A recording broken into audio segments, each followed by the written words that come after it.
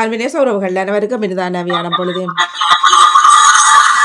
சரி சரி சரி சரி சரி மகிழ்வான காலை உற்சாக வணக்கம் வணக்கம் வணக்கம். இந்த நாள் இனிய நாளாக அமைய இந்த நொடி வரைக்கும் எங்கள் எல்லோரையும் பேச ஆரக்கத்தில் உட்கார வச்ச கடவுளுக்கும் மறவாத நன்றி தானே பகிர்ந்து என்று அனைத்து நல்ல தினங்களை கொண்டாடி கொண்டிருக்கும் எல்லோருக்குமே இனிதர வாழ்த்துக்களையும் கூறியபடியே இன்றைய நான் நேரலை நிகழ்ச்சிகளுக்குள் உற்சாகத்தோடு இணைந்து செல்லலாம்.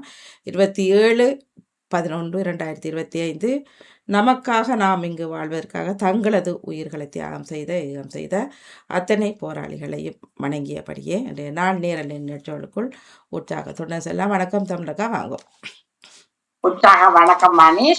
சமூக ஒருங்கி சேவை வலியுறுத்தும் ஆண்டு 2025 எமக்காக மரணித்த அனைத்து போராளிகள் மாதத்தில் இணைந்திருக்கிறோம். மும்மத சிந்தனை நேரம். டேவிட் அவர்கள் உங்கள் சிந்தனையை தாருங்கள். என்றென்றும் அவரை புகழ்ந்து பாடி ஏற்றி போற்றுங்கள் என்கின்றது தானியலாகமம்.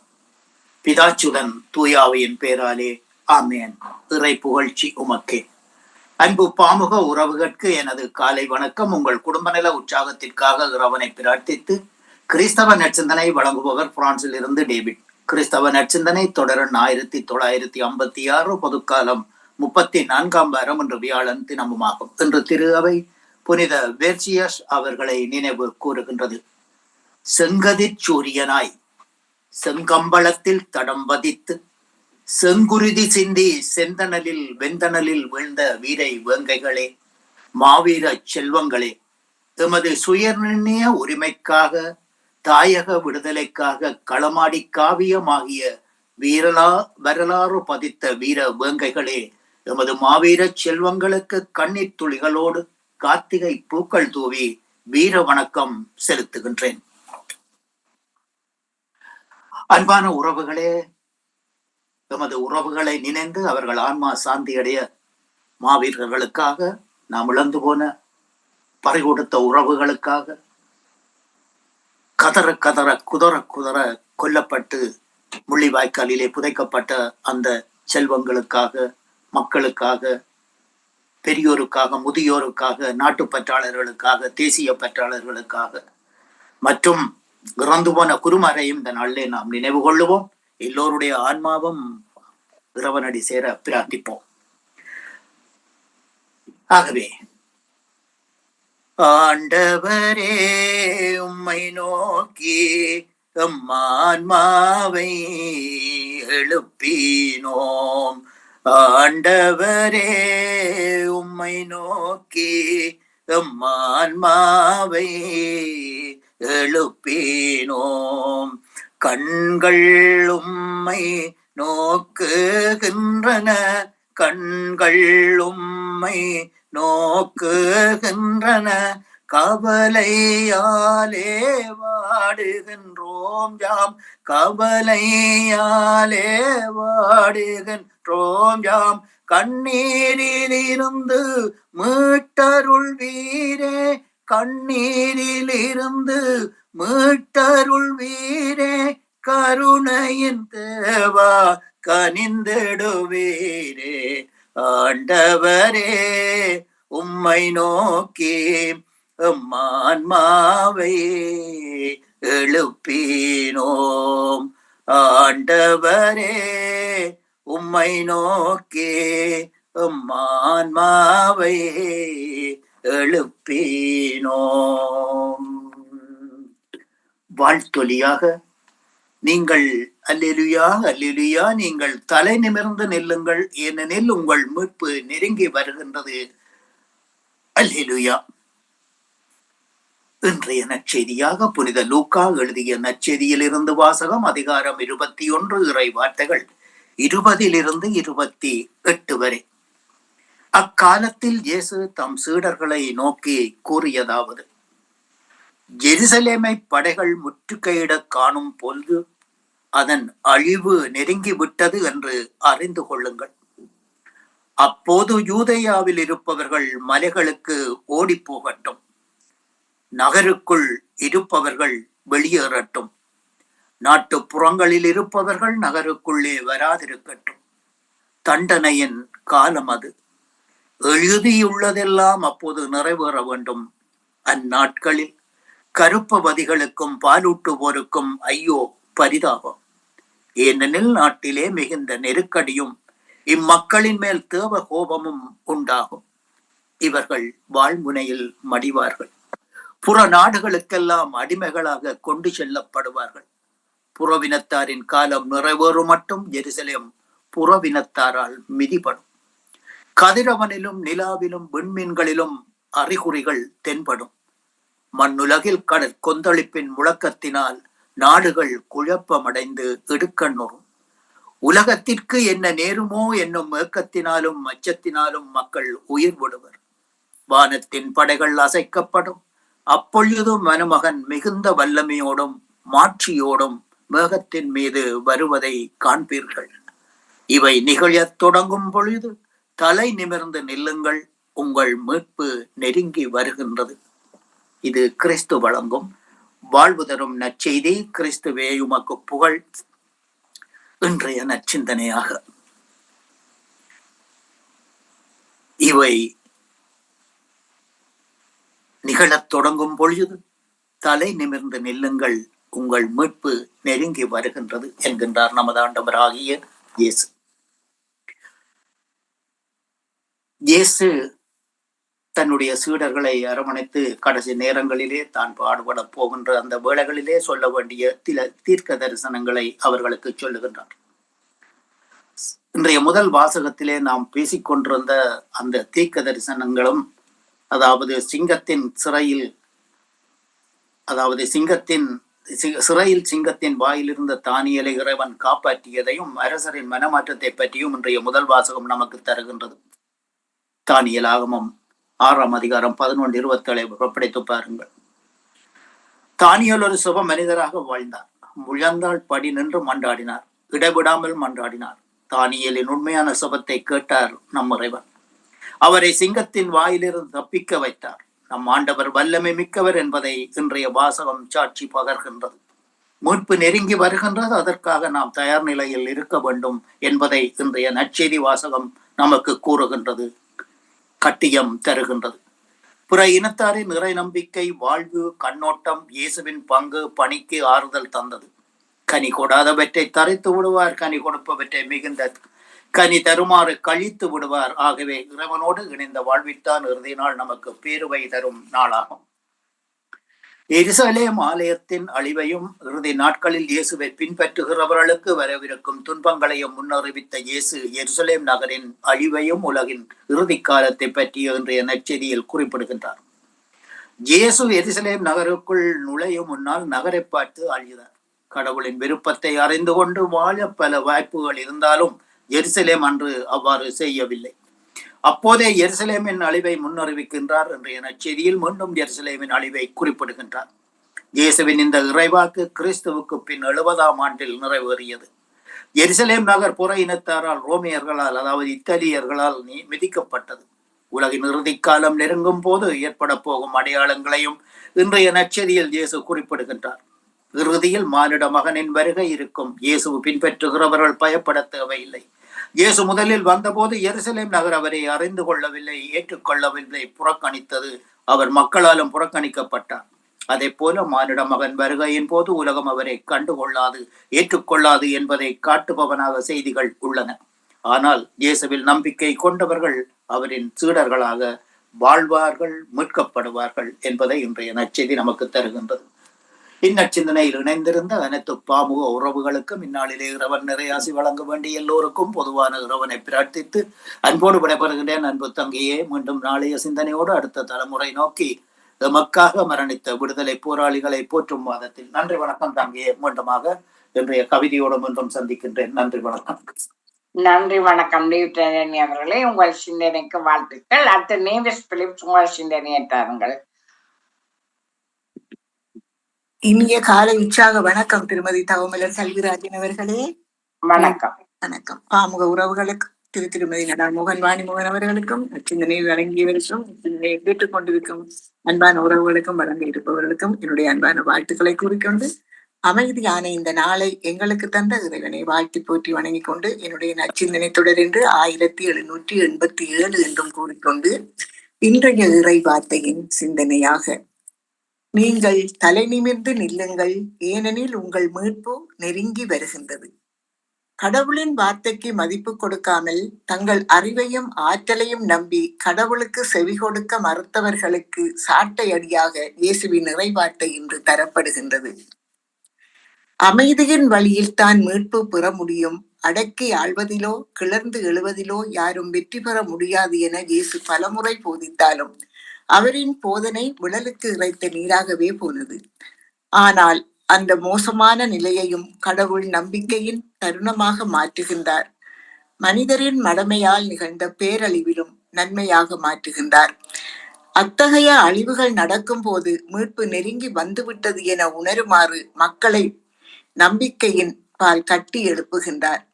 இந்த உலகத்தில் நடக்கும் அழிவுகளுக்கும் துன்பத்திற்கும் காரணம் கடவுளை நாடாததும் அவரை புறக்கணிப்பதும் தான். கடவுள் எனக்கு தேவையில்லை என்ற மனநிலையும் அதற்கு வலு சேர்க்கின்றது. கடவுளை எந்நாளும் பற்றி கொள்ளும் வரம் வேண்டுவோம். அவர் நமக்கு வெளிச்சமாக இருப்பார்.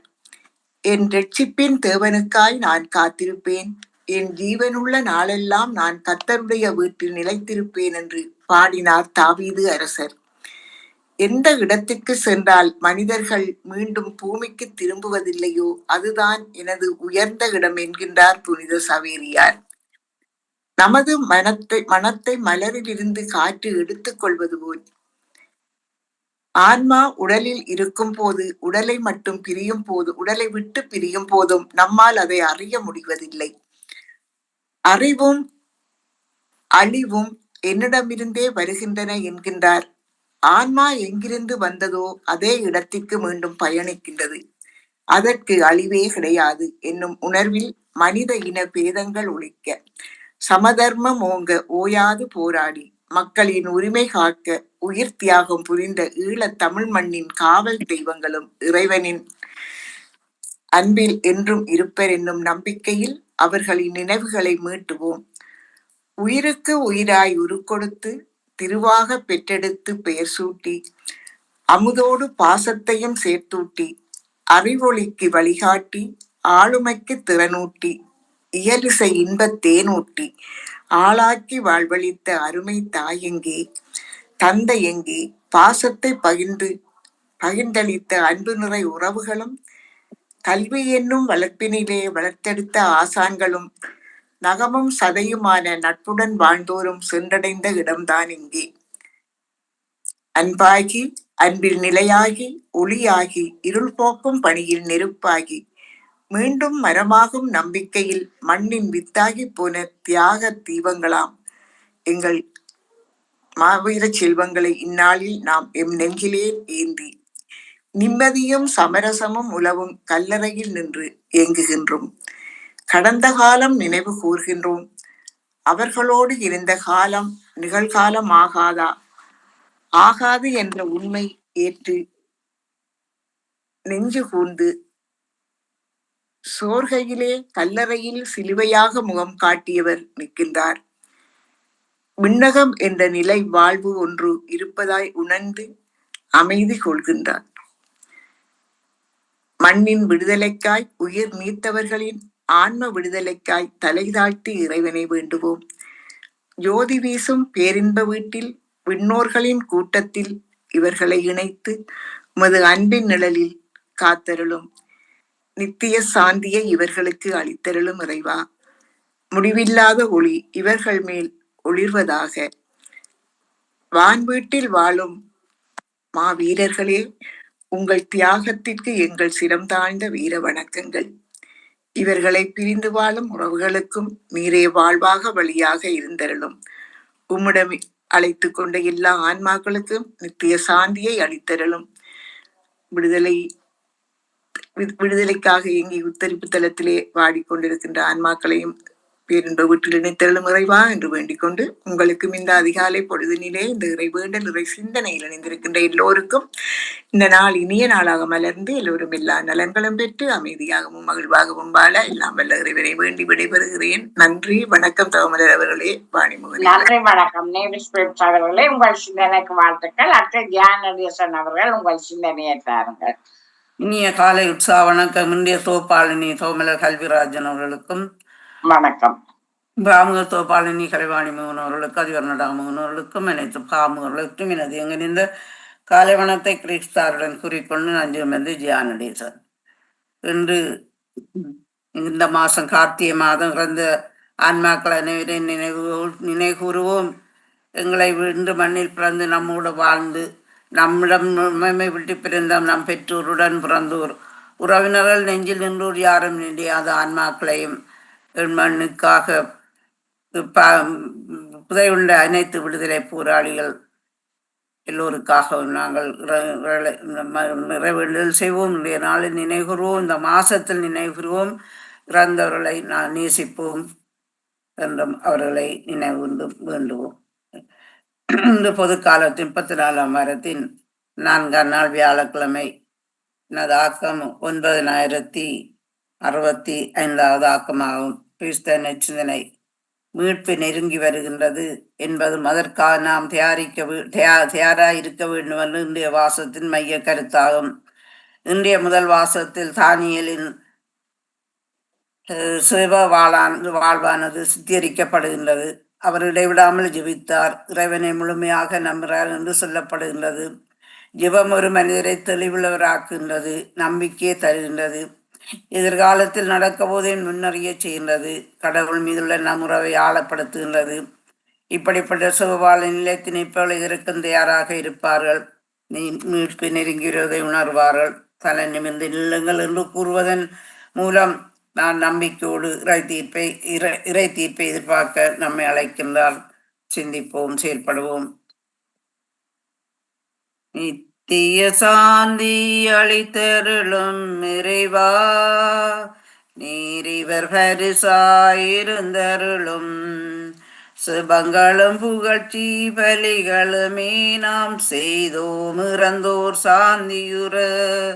கடவுளும் கருள் கண்டுயில நாம் கருணையுடன் பலியேற்றிடுவோம். நித்திய சாந்தி அளித்தருளும் இறைவா, நீரிவர் பரிசாயிருந்தருளும். நன்றி, வணக்கம். சோமலர் கல்விராஜன் அவர்கள். நன்றி, வணக்கம் ஜானடேசன். உங்கள் சிந்தனைக்கு வாழ்த்துக்கள். அடுத்த ராஜினி அல்போன்ஸ் அவர்கள் உங்கள் சிந்தனையை தாருங்கள். மாணியர்களுக்கும் தவமலர் அவர்களுக்கும் அனைவருக்கும் வணக்கம். இரக்கமுள்ள இயேசு மரித்த சகல விசுவாசிகளின் ஆன்மாக்களுக்கும் நித்திய இளைப்பாற்றியை கொடுத்திருக்கும். எமக்காக தாய் நாட்டில் மரணித்த அனைத்து வீரர்களையும் நாம் நினைவு கூறுகின்றோம். எம்முயிரை துச்சமென மதிக்காமல் தங்கள் வீரை விட்ட அனைத்து போராளிகளுக்கும் இன்றைய நாளில் அவர்களை நினைவு கூர்ந்து கொண்டு அனைவருக்கும் நித்திய இளைப்பாற்றியை கொடுத்தருள வேண்டுகின்றோம். எம்மை விட்டு பிரிந்த அனைத்து ஆத்மாக்களுக்கும் உத்தரப்பிஸ்தலத்தில் நினையாத ஆத்மாக்களுக்கும் நித்திய இளைப்பாற்றியை வேண்டிக் கொள்கின்றோம். நீத்திய இளைப்பாற்றியை அனைவருக்கும் கொடுத்தருளும் ஆண்டவரே, முடிவில்லாத ஒளி இவர்கள் மேல் ஒளிர்வதாக.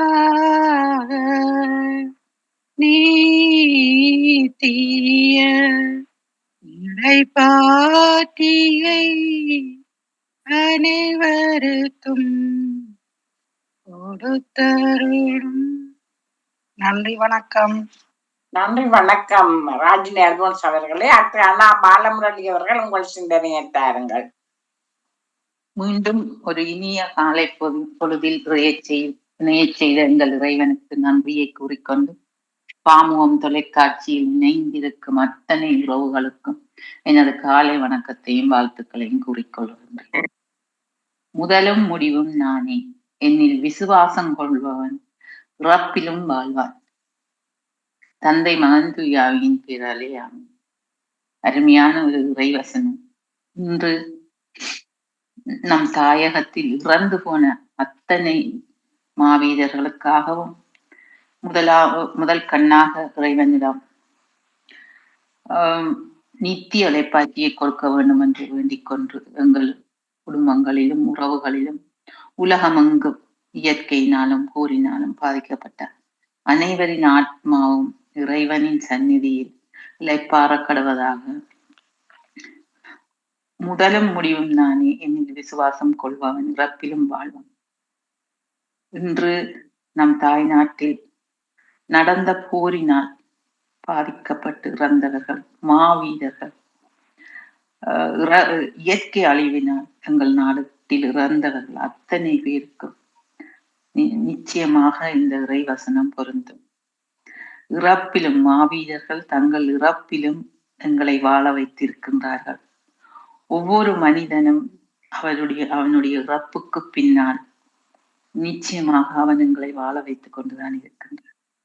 எங்கள் தாயாக இருக்கட்டும், தந்தையாக இருக்கட்டும், எங்கள் உறவுகளாக இருக்கட்டும், அவர்கள் விட்டு போன இந்த உலகில் அவர்கள் விட்டுட்டு போன விழுமியங்களைத்தான் நாங்கள் இன்று பின்பற்றி வாழ்ந்து கொண்டிருக்கின்றோம். எத்தனையோ தடவை வாய் ஓயாமல் நாங்கள் கதைப்பது, எங்களுடைய அம்மா அப்படி இருந்தார், அப்படி இருந்தார், எங்களுடைய அப்பா அப்படி இருந்தார். அதுதான் அவர்கள் எங்களுக்காக விட்டுட்டு போன பண்பாடுகள். ஒரு சின்ன சமையலாக இருந்தால் கூட எங்களோட அம்மா அப்படி சமைச்சு தந்த வேண்டதைத்தான் நாங்கள் நிச்சயமாக சொல்லுவோம். அதுதான் இன்று கடவுள் முதலும் முடிவும் நானே, என்னில் விசுவாசம் கொள்பவன் இறப்பிலும் வாழ்வன். இறைவன் தான் முதலும் முடிவுமாக இருக்கின்றார். நாம் இந்த உலகில் ஒரு பயணம் செய்ய வந்திருக்கின்றோம். அந்த பயணம் முடிந்தவுடன் நாங்களும் இறைவனிடம் போக வேண்டும் என்றால் நாம் இறைவனை முழுமையாக விசுவாசிக்க வேணும், நம்பிக்கை கொள்ள வேணும், ஆழமாக அவரை நாங்கள் ஆய்ந்தறிய வேண்டும். அதன் பின்புதான் எங்களுடைய மரணம் கடவுளின் சந்நிதியில் போகும். கடவுள் எங்களுக்கு ஒரு நித்திய இளைப்பாற்றியை தருவார், வான் வீட்டில் ஒரு நல்ல இடத்தை கொடுப்பார் என்றெல்லாம் நாங்கள் எண்ண முடியும். நாம் இந்த உலகத்தில் ஏனோ தானோ எப்படியோ வாழ்ந்து விட்டு போகலாம் என்று வாழ்ந்தால் இறுதி வரையில் எங்கள் இறப்பிலும் கூடி எங்களுக்கு நித்திய இளைப்பாற்றி பெற முடியாது. ஆகவே இந்த நாளில் நாங்கள் இந்த மாதம் ஃபுல்லாக நாங்கள் இறந்த ஆத்துமாக்களுக்காக விசுவாசித்தால், இன்று விசேஷ விதமாக மாவீரர்களுக்காக நாங்கள் எங்கள் மனதுகளை ஒரு நிமிடமாவது அவர்களுக்காக செவிப்போம். அவர்களுடைய இறப்பு இறைவனின் கையில் உள்ளதாக நினைத்து அவர்களை நாங்கள் மதித்து இன்று நாங்கள் அவர்களுக்கு செபம் செய்வோம். அனைத்து ஆத்துமாக்களுக்கும் நாங்கள் செபம் செய்வோம். எங்கள் கடமை, அது எங்களுடைய கடமை என்று கூறிக்கொண்டு இந்த நாளை தந்த இறைவனுக்கு நன்றியை கூறிக்கொண்டு இயேசுக்கே புகழ், இயேசுக்கே நன்றி, மரியே வாழ்க. நன்றி, வணக்கம். நன்றி, வணக்கம். பாலமுரளி அவர்களே, உங்கள் சிந்தனைக்கு வாழ்த்துக்கள். அடுத்து பாலன் வீரப்பிள்ளை அவர்கள் உங்கள் சிந்தனையை தாருங்கள். மீண்டும் ஒரு புதிய நாளை காண தந்த என்றென்றும் ஜீவனோடு இருக்கின்ற தேவகுமாரனுக்கு இருதயத்தின் ஆழத்திலிருந்து கோடான கோடி நன்றிகளை சொல்லிக்கொண்டு பிரியமது அன்பு சகோதரி தொகுப்பாளனி திருமதி தவமலர் கல்வராஜனுக்கு இனிமையான காலை வணக்கம். அப்படி நலமாக உற்சாகமா இருக்கீங்களா? இனிமையான காலை வணக்கம் பாலன். நான் உற்சாகமா இருப்பேன். மிக்க நன்றி. நீங்களும் உற்சாகம் தானே? நான் அதே உற்சாகத்தோடு இருக்கேன். நன்றி சகோதரி. இப்படி சகோதரி நன்றிகளை சொல்லிக்கொண்டு அப்படியே எமது அன்பு சகோதரர் பாமுகத்தின் அதிபர் திருவாளர் நடா மோகனுக்கும் மற்றும் அன்பு சகோதரி திருமதி கலைவாணி மோகனுக்கும் மற்றும் பாமுகத்தில் கலன் சிறப்பிக்கின்ற அனைத்து குடும்ப உறவுகளுக்கும் மற்ற எல்லோருக்கும் இனிமையான கால வணக்கங்களை கூறுக்கொள்வதோடு எல்லோருடைய சுவநலங்களை விசாரித்தபடி எல்லா உறவுகளுக்கும் சர்வ வல்லவருடைய ஆசீர்வாதங்கள் அணு தினமும் பேராக கிடைக்கும் வேண்டும் சொல்லி சர்வ வல்லவருடைய நாமத்துல வாழ்த்தி கொண்டு எல்லோரையும் கண்டந்தீச்சமுடைய வேலுப்பிள்ளை பாலன் இன்னைக்கு கிறிஸ்தவ நட்சத்திர இலக்கம் சவறு 668 சொல்லிக்கொண்டு பலவம் போல பரிசுத்த வேதாம் பைபிள்ல இருந்து பழைய ஏற்பாட்டில ஆதியாகமம் 34ஆம் அதிகாரம் இறை வார்த்தைகள் நேற்று 10 இருந்து 19 மாற்றினான். சின்ன ஒரு தொகுப்பாக அந்த யாக்கோப்பின் மகளை அந்த நாட்டு மகன் அந்த மானவங்க படுத்தினபடியா அவர் அந்த மகளுக்கு அந்த மகளை மறிவனுக்கு கிரேக்கார் சொல்லினோம், நீங்க வந்து விருத்த சேதனம் இல்லாத ஆக்களை அவன் சமயத்தின் முறைப்படி விருத்த சேதனம் இல்லை, நீங்க விருத்த சேதனம் பண்ணிட்டு வந்தா தான் நாங்க இந்த மகளை தருவோம்னு சொல்லி யாக்கோப் இந்த மகன்மார் சொல்லினோம். அதுக்கு பிறகு அவையில் வந்து அதை கேட்டு விருத்த சேதனம் பண்ண அந்த மகன் ஒத்துக்கொள்றார். அதுக்கு பிறகு அவை தங்களோட பெண்ணை அவைகளுக்கு மறி பண்ணி அவையின் பெண்களை தங்களுக்கு மறி பண்ணியும் இருக்கணும். இந்த முறையின்படி விருத்த சேதனம் பண்ணப்பட வேண்டும். அதுக்காக ஓமன்னு சொல்லிட்டோம். அந்த வச்ச மகள் மேல வச்ச ஆசையில அந்த மகன் ஓமன்ட்டார். அந்த பெண் மேல வச்ச ஆசையில ஓமன்னு சொல்லி விருத்த சேதனம் பண்ண அதில் ஒட்டு கொண்டு கொண்டார். இன்றைக்கு அது சௌகரி மிச்சம் ஆதியாகமம் 34ஆம் அதிகாரம் இறைவார்த்தைகள் 19 25 முடிய. இயேசுனுடைய பரிசுத்தமுள்ள நாமத்துக்கு சோத்திரம். அந்த வாலிபன் யாக்கோபுடைய குமாரத்தின் மேல் பிரியம் வைத்திருந்தபடியால் அந்த காரியத்தை செய்ய அவன் தாமதம் பண்ணவில்லை. அவன் தன் தகப்பன் வீட்டார் அனைவருக்குள்ளும் மேன்மை உள்ளவனாயிருந்தான். இது நேற்று வரை. ஏமோரும் அவன் குமாரன் சீகேமும் தங்கள் பட்டணத்து வாசலில் வந்து தங்கள் பட்டணத்து மனிதரோட பேசி, இந்த மனிதர் நம்மோட சமாதானமாயிருக்கிறார்கள், ஆகையால் அவர்கள் இந்த தேசத்தில் வாசம் பண்ணி இதிலே வியாபாரம் பண்ணட்டும். அவர்களும் வாசம் பண்ணுகிறதற்கு தேசம் விஸ்தாரமாயிருக்கிறது. அவர்களுடைய குமாரத்திகளை நமக்கு மனைவிகளாக கொண்டு நம்முடைய குமாரத்திகளை அவர்களுக்கு கொடுப்போம்.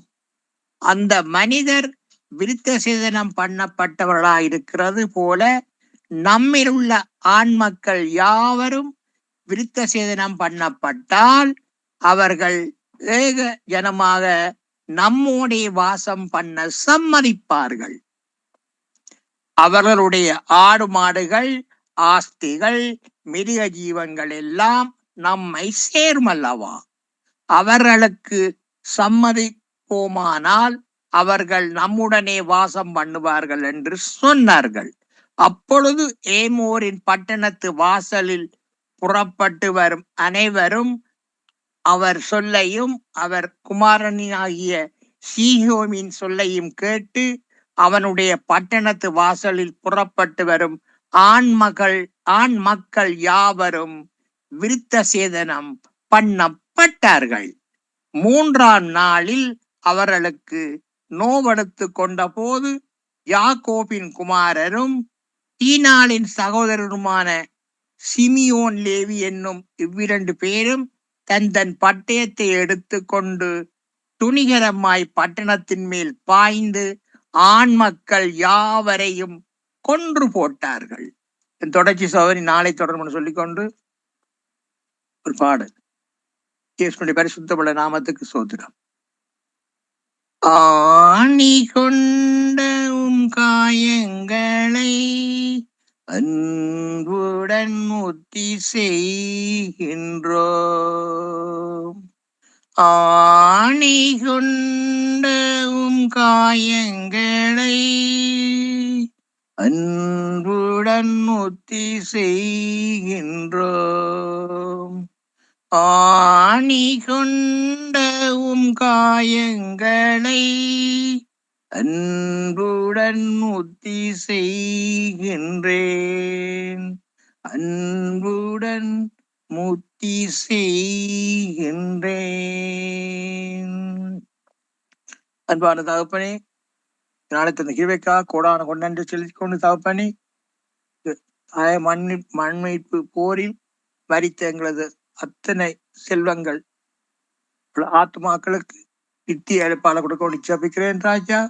இந்த போரினால் மரணித்த குழந்தைகள் உட்பட பெரியோர்கள், வாலிபர்கள், முதியோர்கள் அப்பா, அவர்கள் இவ்வளவு வேதனைப்பட்டு மறுத்து நீங்க அறிவிங்க ராஜா. அவர்களுக்கு நித்திய அழைப்பாளரை கொடுங்க ராஜா. நித்திய அழைப்பாளர் கொடுங்க ராஜா. கூடவே இருந்து அவர்களை வழி நடத்துங்க ராஜா. அவர் குடும்பத்தில் உள்ள அனைவரையும் மாற்றி தேற்றி அரவணைங்க ராஜா. கூடவே இருந்து அவர் குடும்பத்தை பாதுகாத்துக் கொள்ளுங்க. ஆசையில் வரீங்கதான் வர்ணித்த அத்தனை போராளிகளுக்கும் நித்திய இழைப்பாடுகளை கொடுத்து விட விசுவாசிக்கிறேன் ராஜா. விசுவாசிக்கிறேன். மரணித்த அத்தனை பேருக்கு நீங்கள் நித்திய இழப்பாடலை கொடுத்த ஆத்ம சாந்தியை கொடுத்தது நான் விசுவாசிக்கிறேன் ராஜா. விசுவாசிக்கிறேன். சர்வ வல்லவராலே ஆகாத காரியம் ஒன்றுமே இல்லை ராஜா, ஒன்றுமே இல்லை. ஆசீர்வதிங்க ராஜா, ஆசீர்வதிங்க. அவளுக்கு குடும்பங்கள் தேவையை தந்திச்சு ஆசீர்வதிங்க. நித்திய இழப்பாடலை கொடுத்ததுக்காக மீண்டும் ஒரு இயேசப்பா கூட கொண்டு நான் செலுத்தணும் தாப்பனே. சோத்திரம் சோத்திரம். மற்றும் தகப்பனே, பிரியான மார்க்கமா உங்களுடைய பிள்ளைகள் எந்தெந்த வாகனங்களில் வெளியில் சென்று கொண்டிருக்கிறார்களோ, செல்ல இருக்கின்றார்களோ, மற்றும் எந்தெந்த இடங்கள் இருக்கின்றார்களோ எல்லா இடங்களிலும் இயேசுராஜனுடைய தூதர்கள் அவர்களை பாதுகாப்பாக எடுத்தவனை ஜபிக்கிறேன் ராஜா. தூதர்கள் அழைப்பினீங்க அவர்களை பாதுகாத்து வருகிறமைக்காகவும் இந்த நாள் பாதுகாப்பா வைத்துக் கொண்டிருப்பதற்காகவும் இயேசுராஜாவுக்கு முன்னும் கோடி நடிச்சிருந்தான் தாப்பனே. சோத்திரம் சோத்திரம். மற்றும் தகப்பனே, பாமோத்தின் அதிபர் குடும்பம் கைட்டி செய்யும் சகலவற்றையும் அவர்களுடைய கூடவே இருந்து அவர்களை பலப்படுத்தி அவர்களை ஆசீர்வதித்து வழிநடத்தப்படும் சொல்லி இயேசப்பாவோட பிரார்த்தனை எடுத்துக்கொண்டு சார் விட வர்றேன். நன்றி வணக்கம். நன்றி வணக்கம். பாலன் வேலுப்பிள்ளை அவர்களே, உங்கள் சிந்தனைக்கு வாழ்த்துக்கள். இன்று கிறிஸ்தவ சிந்தனை தந்த டேவிட் ஆண்டனி அவர்கள், நேவிஸ் பெட்ஸ் அவர்கள், ராஜினி அல்போன்ஸ் அவர்கள், ஜானடேசன் அவர்கள், அண்ணா பாலமுரளி அவர்கள், பாலன் வேலுப்பிள்ளை அவர்கள் அனைவருக்கும் வாழ்த்து கூறியபடி வாணி போராளிகள் வாரத்திற்கான எனது பாடலை தருகிறேன். அதனிடம் ஒரு விடயம், இன்றைய நாளை எடுத்து வருகின்றார் சிவாஜினி சிறுதரன் குடும்பத்தினர்கள். ஒவ்வொரு வருடமும் இந்த நாள் அவரது அக்கா உட்பட எல்லோருக்குமாக இந்த நாள் எடுத்து வரும் சிவாஜினி அவர்களுக்கு நன்றியை கூறியபடி, அதனிடம் சிவாஜினி சிறுதரன் அவர்களது தாயாரும் கனடாவில் சற்று ஈனமாக இருக்கின்றார். இப்பொழுது சரியென்று சொல்லியிருந்தார்.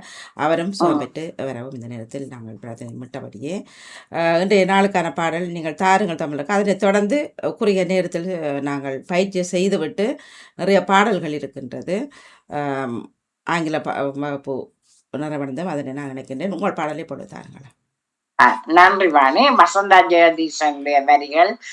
அன்னை குரலின் அழைப்பொழியே, அம்மா என்னும் குரலொளியே, அன்னை குரலின் அழைப்பொழியே, அம்மா என்னும் குரலொளியே, இனிதாய் கேட்குமே கல்லறையில் இதயங்கள் கணக்கும் மெல்லிரவில், கார்த்திகை 27 காரிருள் சூழுது வாழ்வினிலே, கார்த்திகை 27 காரிருள் சூழுது வாழ்வினிலே, மௌனத்தில் கரையுதே மனச்சுமைகள், இதயத்தில் ஈட்டிகள் பாய்கின்றது, வீரத்தின் பாசவை முழங்கிடுமே, கனவுகள் மெய்ப்பட